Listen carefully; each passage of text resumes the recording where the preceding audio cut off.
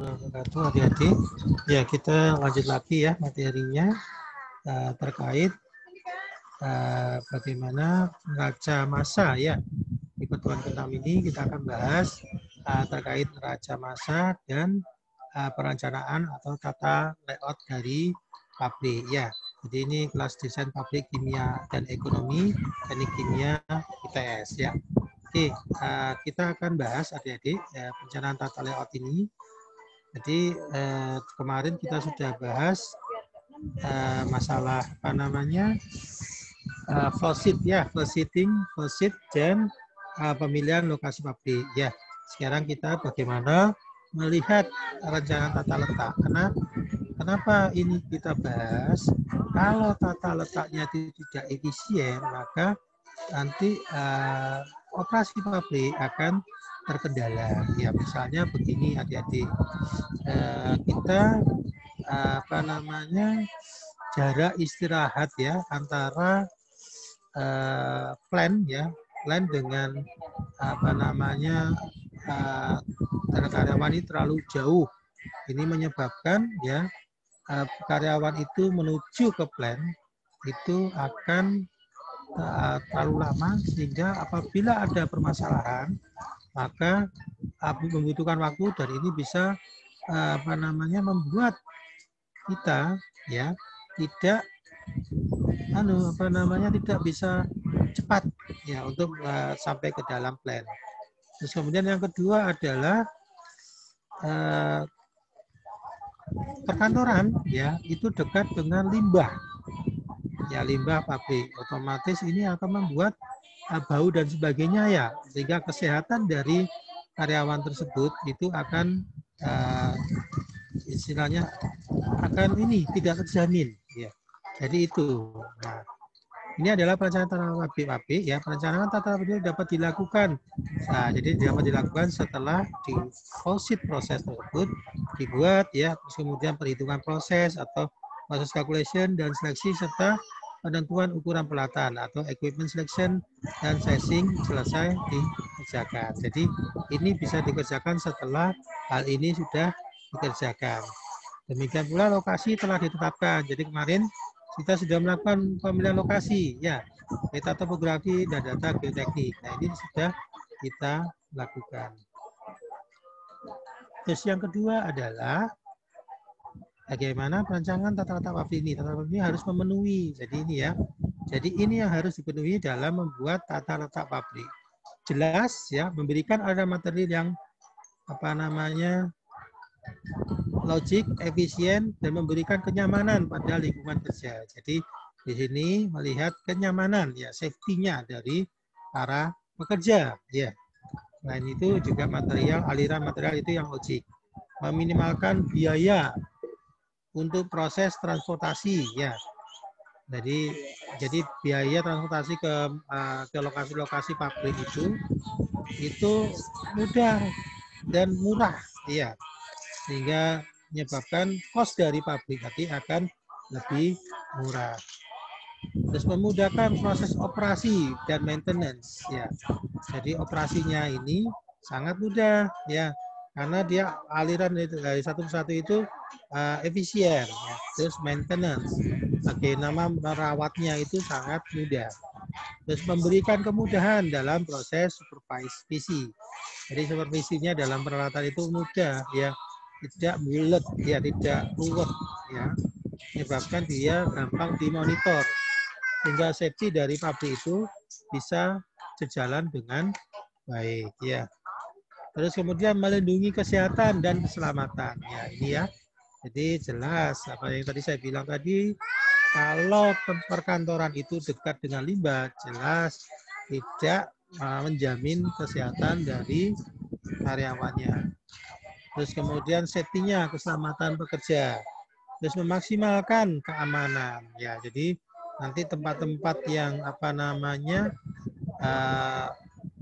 berpotensi rawan, jadi mahal, peralatan-peralatan mahal dan sebagainya, itu harus dijaga oleh security. Supaya kenapa? Supaya tidak apa namanya hilang. Kalau hilang terus, kemudian mau nggak mau pabrik bisa berhenti beroperasi ya. Terus atau harus beli peralatan spare part. Nah, ini juga akan mengganggu operasional dari pabrik nanti ke depannya. Memberikan ruang untuk perluasan atau ekspansi pabrik.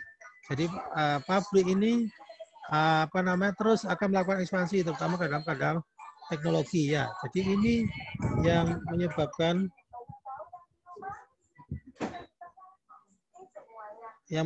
bahwa ini harus disediakan lahannya biasanya sepertiga atau separuh dari ini itu untuk ekspansi.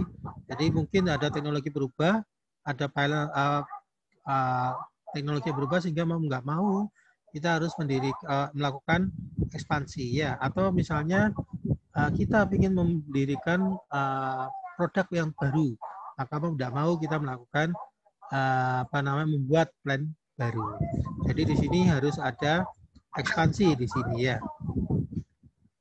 Nah, di sini juga dalam perencanaan tata letak pabrik tadi juga harus untuk meminimalkan biaya ya untuk proses transportasi ya. Tempat penyimpanan ya ini berupa tempat penyimpanan konsentrat, reduktor dan reagent diusahakan sedekat mungkin dengan tempat pengumpanan material. Jadi supaya meminimalkan biaya proses transportasi ya. Memberikan akses keluar masuk yang baik terhadap semua tempat penyimpanan material. Jadi aksesnya ini keluar masuknya itu gampang, mudah ya. Terus transportasi selari bila memungkinkan dibantu dengan mekanisme gravitasi ya, jadi untuk mengurangi kebutuhan energi ya dari pompa ya. Jadi ini yang harus diperhatikan juga. Kalau bisa dengan daya gravitasi saja, kenapa bisa membutuhkan energi listrik ya. Minimalkan jumlah belt conveyor yang digunakan dengan rute yang paling efisien sesuai dengan perhitungan. Jadi belt conveyor ini juga akan membuat cost dari produksi akan semakin besar. Jadi kalau bisa jumlah belt conveyor-nya ini diperkecil ya. Nah, ini ya yang tadi itu memudahkan proses transportasi, meminimalkan. Sekarang memudahkan proses operasi dan maintenance. Jadi tata letak ini selain tadi meminimalkan proses transportasi, ini juga harus memudahkan ya. Jadi memudahkan proses operasi dan maintenance pabrik. Keseluruhan bagian pabrik dirancang secara kompak disertai dengan informasi yang jelas mengenai batas-batas antara satu bagian dengan bagian yang lain supaya nanti memudahkan nanti proses operasi. Terus kemudian memberikan akses yang mudah, ya ini ya, akses yang mudah saya garis bawahi bagi personel di dalam melakukan sampling, inspeksi dan pengendalian proses atau proses kontrol.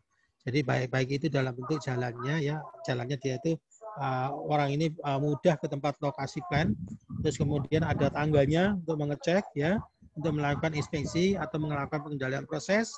Di sini ada personal lift dari satu level ke level yang lain ya. Jadi terhubung antara persatu. Jadi tidak naik turun otomatis kan kalau naik turun otomatis pekerjanya terlihat capek dan itu akan meningkatkan risiko human error ya. Terus memberikan pencahayaan, lighting dan ventilasi yang baik ya supaya tidak terjadi hal-hal yang tidak diinginkan. Ventilasi jelas namanya manusia ya harus ada ventilasi yang cukup. Ya kalau misalnya ventilasi tertutup rapat otomatis lama-kelamaan badannya akan tidak enak ya, akan mudah sakit dan sebagainya. Nah ini ya rancangan tata letak pabrik. Tata pabrik umumnya digambarkan dalam dua ya gambar teknis dua dimensi ya. Dua dimensi tanpa atas namun juga sering digambarkan dengan tiga dimensi. Ya komponen-komponennya itu adalah di sini ada peralatan utama proses ya. Tempat peralatan di mana fasilitas pendukung dilakukan seperti idle station, storage area, big storage dan sebagainya ya. Utilities, tempat penyimpanan air, bahan bakar dan pumping station ya. Tempat penyimpanan bahan baku ya, tempat penyimpanan produk. Nah, ini semua harus diatur.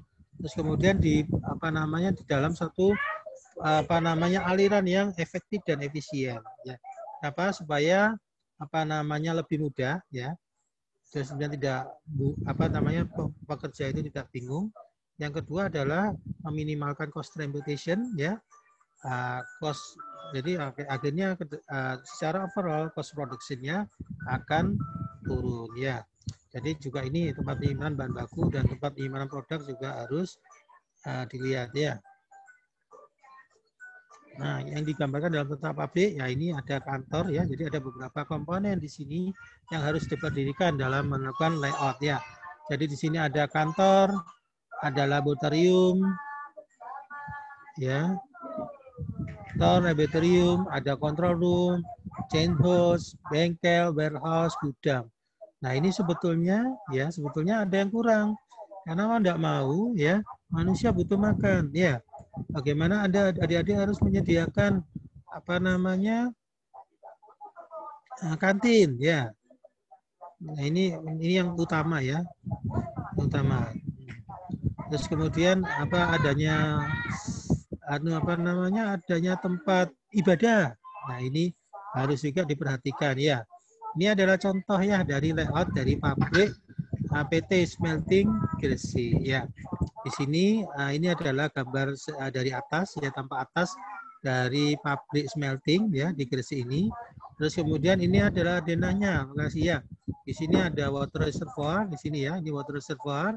Terus ada concentrate-nya. Nah, ini concentrate-nya. Di sini ada acid plant ya, ini acid plant-nya di sini ya.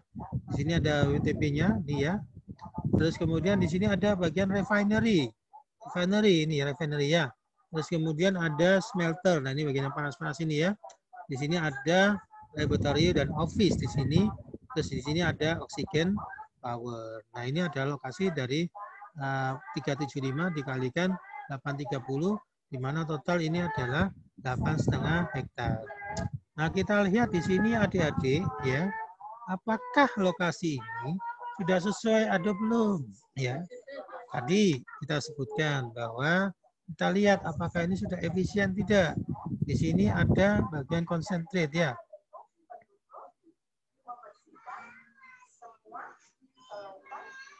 Nah, ini konsentrate. Nah, ini konsentrate di sini apakah harus dekat dengan water reservoir? Ini ada acid plant. Apakah safety-nya bagaimana? Ini tidak harus kita lihat ya. Di sini ada WWTP, oke, ada water reservoir. Jadi ada apa-apa, acid plant bisa kebakaran bisa langsung dilakukan di sini ya.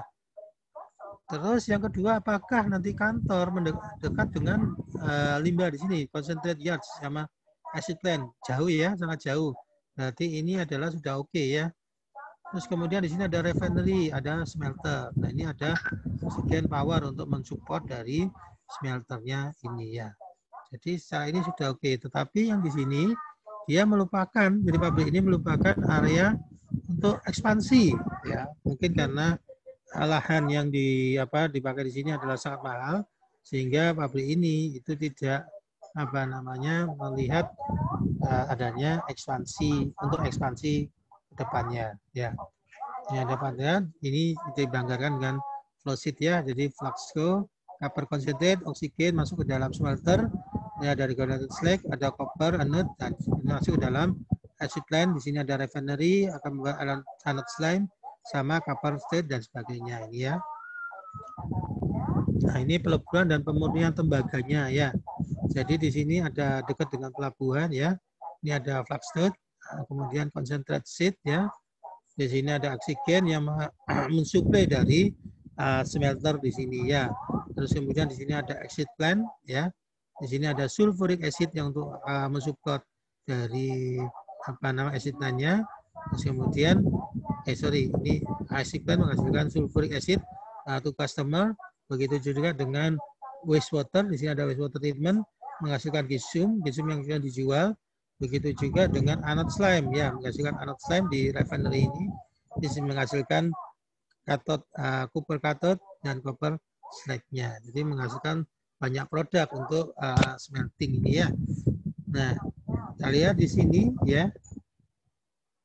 Apakah ini sudah sesuai ya? Karena sudah sesuai ya, di sini kita lihat bahwa bagian dari plan alirannya ya, laju alirnya. Jadi di sini smelter membutuhkan oksigen ya, ada nih ya. Terus membutuhkan concentrate storage sheet ya, ada. Di sini ada fluxnya ya. Jadi alirannya jelas ya, efektif. Terus kemudian masuk ke dalam refinery, ini masuk ke dalam SO2-nya masuk ke dalam acid plant ya. dari exit plan. Ini di sini ada keluar dalam steam ya, masuk oksigen dan power plant. Di sini ada stepnya. Terus kemudian effluentnya ini akan masuk ke dalam C ya. Di sini ada sulfuric acid ya, produk-produknya. Nah ini kira-kira apakah sudah efisien ya, sudah meminimalkan cost transportation-nya ya. Nah, ini kita harus pelajari di sini ya. Nah ini adalah layout-nya ya. Jadi nomor-nomoran untuk ini ya yang dipresentasikan di ITB ya. Jadi ada slime treatment ya, selenium recovery plant, control room, electrical equipment. Jadi ada 1, 2, 3 dan 4. Ya ini ada 5, 6, 7, 8, 9, 10 di sini ya. Jadi ada nomor-nomor ini ya. Ini kalau adik-adik ingin belajar lagi, ini ada di dalam manajemen produksi ya. Jadi aliran ini apa namanya, apakah sudah efisien, itu bisa dihitung nanti. Kalau misalnya dipindah satu ini pindah kedua, itu bagaimana dampaknya, itu ada ya. Ini contoh layout pabrik pengolahan emas ya. Ini ya, bisa kita lihat, wah ini ya. Jadi banyak lahan untuk yang bisa diekspansikan di sini ya. Oke, ini ya contoh lain hafal dan wicket ya. Ini layoutnya dari buyer pengolahan boksit ya. Di sini dia dekat dengan pelabuhan dan langsung bisa dikirim ya. Oke. Nah ini ya, ini yang harus juga diperhatikan ya adik-adik ya. Jadi memudahkan proses operasi dan maintenance pabrik seperti yang tadi sudah kita sebut, bahwa akses yang mudah untuk transportasi dari dan pabrik di dalam lingkungan pabrik dan ke setiap mesin ya, ini yang harus dilihat. Terus untuk maintenance peralatan, aksesnya mudah untuk inspeksi pipeline, pompa dan sebagainya. Nanti harus dipikirkan dalam menggunakan merancang tata letak dari pabrik ya. Bengkel harus mempunyai ukuran yang memadai sehingga forklift dan personel dapat melakukan proses pembersihan dengan mudah. Jadi proses maintenance-nya dari pipa-pipa tersebut apabila ada endapan mau tidak mau kan harus dibersihkan. Nah, itu harus benar-benar mudah caranya ya. Mudah alokasi pabrik sehingga proses dari maintenance ini tidak terkendala masalah tempat yang kurang bagus. Peletakan maintenance dari alat ini yang tidak bagus ya. Penempatan bengkel atau workshop yang tidak terlalu jauh dari lokasi utama untuk proses produksi ya. Jadi ini ya, jadi ini harus tidak terlalu jauh karena kalau ada apa-apa otomatis bisa cepat untuk maintenance-nya. Nah, ini memudahkan proses supervisi, menempatkan ruangan para supervisor pada lokasi di mana dapat melakukan observasi ya pada dan supervisi proses produk dengan mudah. Jadi tidak terlalu jauh dengan proses yang akan disupervisi ya. Terus memudahkan proses produksi dengan menempatkan ruangan untuk supervisor, manajer pabrik dan assistant manager tidak jauh dari ruangan operator dan control room. Jadi sewaktu-waktu bisa cepat ya adik-adik. Jangan nanti operator di control room dengan supervisornya sangat jauh. Ini menyebabkan bahwa semakin lama dalam penanganan apabila terjadi suatu permasalahan. Nah, ini menjamin kesehatan dan keselamatan pekerja. Nah, ini ada ruang ganti adik-adik untuk pakaian dan peralatan pelindung selama kerja. Menyediakan akses dan fasilitas yang diberikan kemudahan ya. Jika terjadi bocoran, ledakan dan kecelakaan. Ya, apabila pabrik itu bermasalah, maka bagaimana cara situasi dalam keadaan darurat ya. Jadi safety-nya itu bagaimana? Terus menyediakan area untuk evakuasi jika terjadi kebakaran, ledakan atau gempa bumi. Terus kemudian memberikan akses yang memudahkan bagi pemadam kebakaran. Nah, terus kemudian di sini untuk memberikan ruang untuk perluasan atau ekspansi. Ya, ini kemungkinan untuk ekspansi pabrik tidak hanya diantisipasi dengan memberikan ruang atau space, namun juga dengan merancang peralatan yang mempunyai kapasitas yang dapat digunakan untuk peningkatan kapasitas pabrik. Nah, kemungkinan ekspansi pabrik juga diantisipasi dalam mendesain reservoir, penyedia air dan sebagainya. Ini ya, Islamnya dan sebagainya ya. Ini ada bisa baca sendiri ya adik-adik.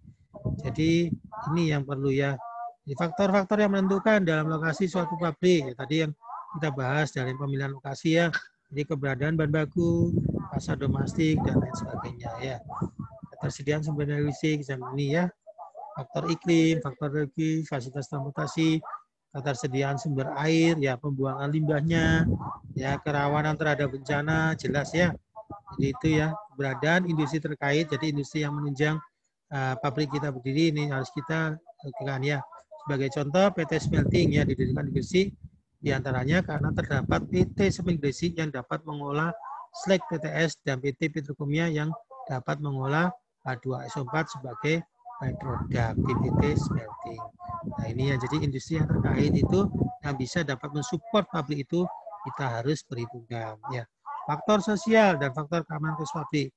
Kondisi sosial masyarakat di sekitar lokasi pabrik, tingkat pendidikannya, yaitu untuk support apakah bisa dia jadi operator atau tidak, budaya masyarakat sekitar, itu harus pelajari mata pencarian ya.